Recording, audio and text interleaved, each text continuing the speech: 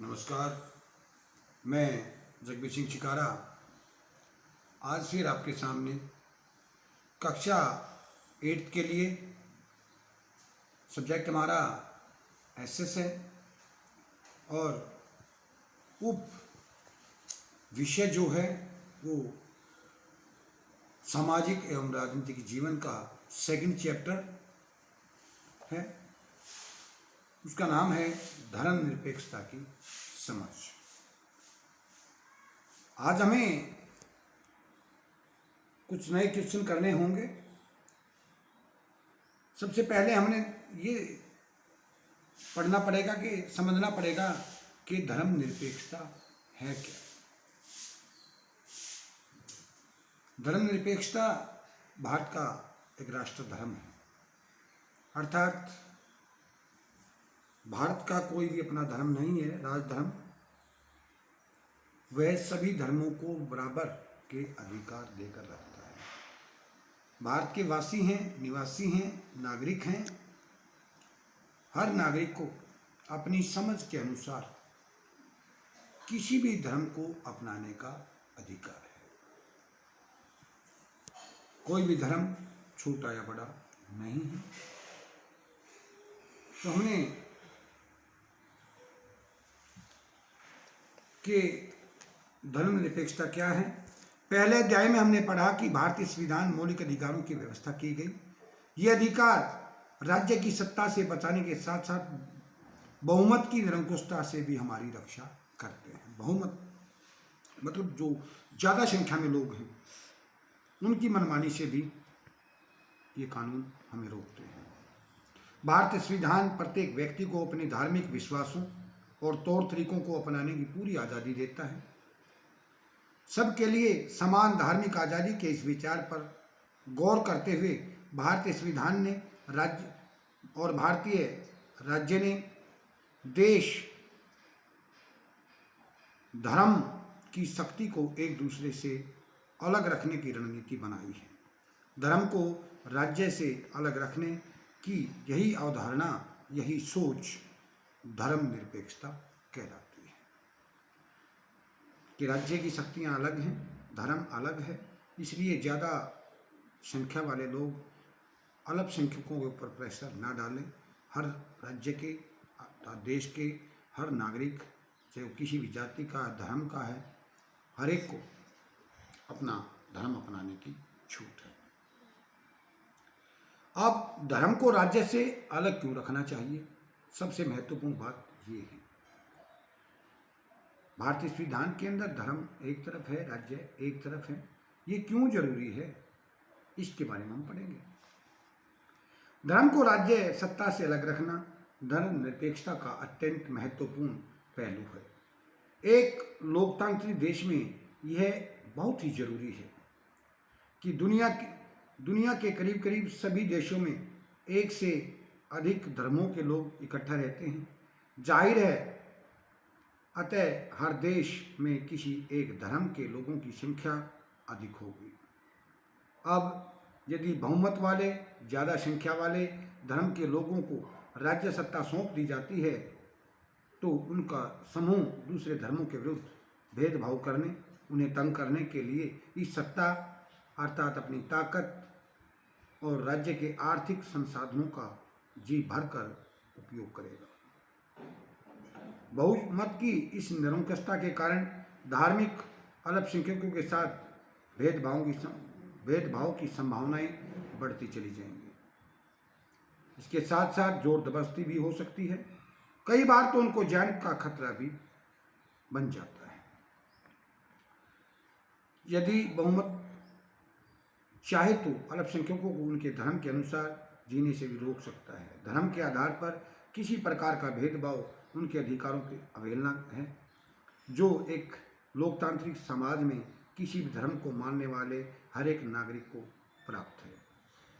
इसलिए बहुमत की निरंकुशता उसकी वजह से मौलिक अधिकारों को छीन सकता है। यह महत्वपूर्ण वजह है जिसके चलते लोकतांत्रिक समाज में राज्य और धर्म को अलग रखना अहम माना जाता है। देखिए, आपने इस प्रश्न के अंदर पढ़ा कि भाई धर्म को राज्य से अलग रखना क्यों जरूरी है। अगर राज्य को धर्म को जोड़ के चलेंगे, अगर सत्ता सरकार की ताकत जो है वो ज़्यादा संख्या में जो लोग जिस धर्म के हैं उनको सौंप दी जाती है, तो क्या होगा, वे बहुमत वाले लोग, वो बहुसंख्या वाले लोग उन कम संख्या वाले लोगों का जीना हराम कर देंगे। वे अपनी शक्तियों का दुरुपयोग करेंगे, सरकार की शक्तियों का दुरुपयोग करेंगे, देश के संसाधनों का गलत इस्तेमाल करेंगे।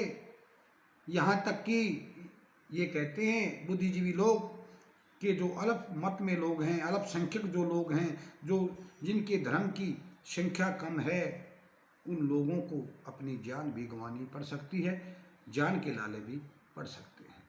इसलिए लोकतांत्रिक व्यवस्थाओं में इस प्रकार इस उधेड़-बुन से बचने के लिए, इस झगड़े से बचने के लिए राज्य और धर्म को अलग रखना बहुत जरूरी है। उसके बाद ऐसा ही प्रश्न है, भारतीय धर्मनिरपेक्षता क्या है? भारतीय संविधान कहता कि भारत धर्मनिरपेक्ष रहेगा। हमारी संविधान के मुताबिक सिर्फ धर्मनिरपेक्ष राज्य अपने लक्ष्यों को साकार करते हुए निम्नलिखित बातों को रख सकता है। कैसे रख सकता है? कोई भी एक धार्मिक समुदाय किसी अन्य धार्मिक समुदाय का शोषण न करे, अर्थात उसको तंग न करे। कुछ लोग अपने ही धर्म के दूसरे सदस्य का शोषण न करें। राज्य न तो किसी खास धर्म का थोपेगा और न ही उन लोगों की धार्मिक आज़ादी छीनेगा। इस प्रकार के दबदबे मिटाने के लिए भारतीय सरकारें कई प्रकार से काम करती हैं। पहला तरीका यह है कि स्वयं धर्म से दूर रहता है और भारतीय राज्य की बागडोर एक ऐसे धार्मिक समूह के हाथों में नहीं है और न ही राज्य की एक धर्म की को समर्थन करता है। भारत में कचहरी, सरकारी विद्यालय, कार्यालय जैसी सरकारी संस्थान किसी खास धर्म का प्रचार करने या उसका प्रदर्शन करने की उम्मीद नहीं की जा सकती। इसलिए धार्मिक वर्चस्व पर रोक लगाने के लिए भारतीय निरपेक्षता का दूसरा तरीका हस्तक्षेप की नीति है। इसका अगर हम चाहें तो सही शब्दों में तात्पर्य यह है कि सभी धर्मों की भावनाओं को सम्मान करने, धार्मिक कामकाजों में दखल न देने और कुछ खास धार्मिक समुदायों को राज्य की ओर से विशेष छूट मिली होती है। इसलिए इस धार्मिक वर्चस्व पर रोक लगाने के लिए भारतीय धार्मिक निरपेक्षता का ये तीसरा तरीका है। हस्तक्षेप का तरीका है। इस अध्याय में हम शुरू में से ही हम छुआछूत के बारे में पढ़ चुके हैं। यहाँ ऊंची जाति के हिंदू अपने धर्म के सदस्यों, कुछ निचली जातियों को दबाते हैं। धर्म की इस तरीके से भेदभाव की स्थिति उत्पन्न होती है और स्थिति को रोकने के लिए भारतीय संविधान ने सभी धर्मों को बराबर के अधिकार दे रखे हैं ताकि किसी दूसरे सदस्य का शोषण न हो। व्याख्या की स्वतंत्रता क्या होती है? सभी व्यक्तियों को अपने हिसाब से चीज़ों को समझने की छूट होती है और हर एक व्यक्ति अपने धर्म की समझ और अर्थ खुद तय करता है। इसे व्याख्या की स्वतंत्रता कहते हैं। हस्तक्षेप किसे कहते हैं? संविधान के नियमों के अनुसार किसी मामले को प्रभावित करने के लिए राज्य की ओर से होने वाले प्रयास हस्तक्षेप कहलाते हैं। हस्तक्षेप क्या होता है? दखलंदाजी। संविधान के सिद्धांतों के अनुसार अगर किसी मामले को प्रभावित करने के लिए राज्य की ओर से जो दखलंदाजी की जाती है उसको कहा जाता है हस्तक्षेप। जोर जबरदस्ती क्या होती है? किसी को कोई चीज़ करने के लिए मजबूर करना, किसी के ऊपर ज़्यादा दबाव डालना कि ये काम तो आपको करना पड़ेगा, ये जोर जबरदस्ती कहलाती है। धर्मनिरपेक्षता के क्या उद्देश्य हैं?